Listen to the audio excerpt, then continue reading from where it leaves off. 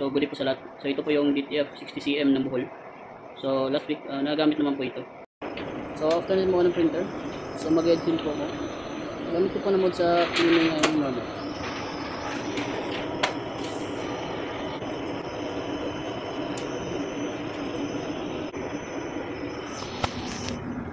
Mag-edit clean, so mag-nozzle check po ako.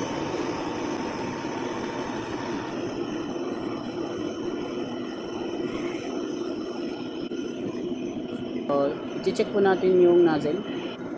So, pag buo na po ito, so pwede na po tayo mag-start sa printing. So, good day po.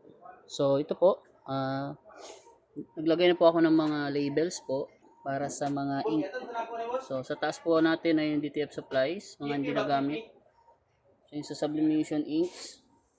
Nandito po sa baba yung mga nagamit. So, for sorting pa po ito kasi i-check ko pa yung mga date, kung saan po yung pwede pa, at saka yung itatapon. So, ito po yung beginning balance ko po as of February 16. So, ito po yung output record ko. So, ito po yung maintenance checklist. So, updated naman po lahat.